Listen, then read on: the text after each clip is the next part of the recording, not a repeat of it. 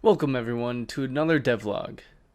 I know, it has been a long time since my last devlog, but I have some good news. The game is now officially released. The game name is called House of Hazards, and I have links to play it below. Currently, the game is only for the web, but I may expand to mobile in the future. With that out of the way, let's get to development. First things first was the map development.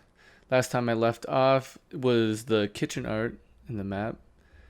And since then, I've included the art for the left side of the main room map. So this will be the main dining area. And over to the left, you get to the living room. After the living room task is complete, you go outside into the backyard. The backyard has the first hazard of the teddy bear. The teddy bear is a controllable with going left and right, and if you press the middle button before the time runs out, you can jump at the player. The next hazard is the sprinkler in the ground. This one is just a single button press, and it is spraying water. After that, you got a tree with a tire swing which swoops down. You can jump over it, but you have to time it correctly.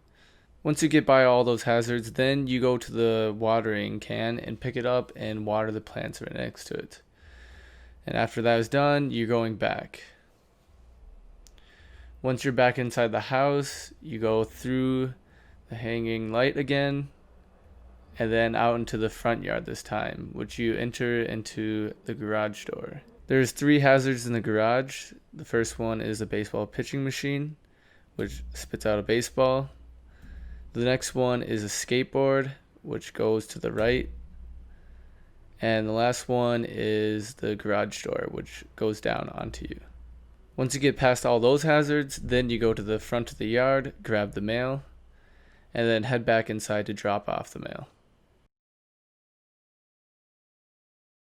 Going past the hanging light, and finally you get to the basket.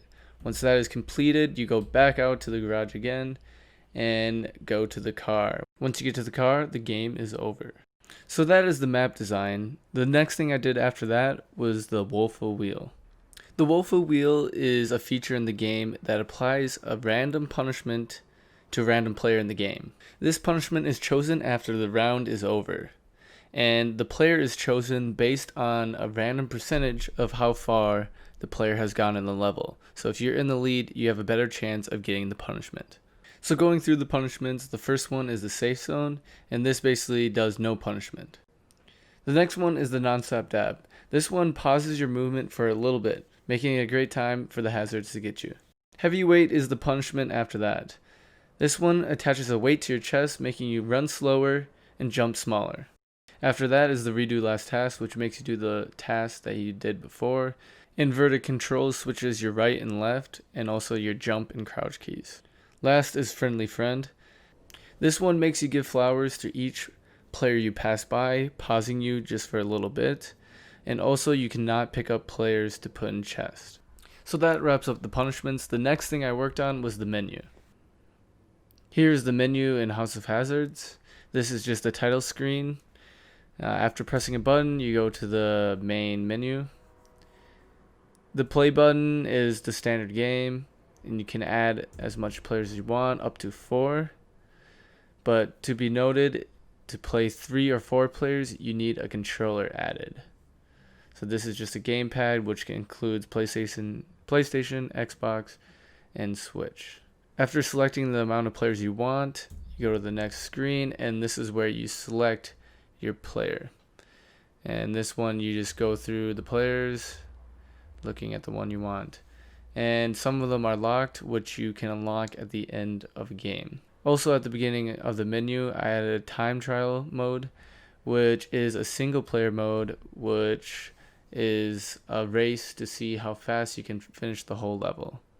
After the whole menu was done, I worked on doing a tutorial. This was a simple tutorial, and I split it into 2 parts. The first one is the offense part of the tutorial. This one is just moving around the scene and getting used to the controls. The defense part is using the hazards. This one is simply just trying to hit the players with the hazards around the scene. One of the last things I did with the game is sounds. I implemented various sounds over the map and also got the game music. For the game music, I went with Red Forge. This company produces music for games, and I've worked with Red Forge for the last 2 games. I think they make great music for my games. Here is the music for House of Hazards.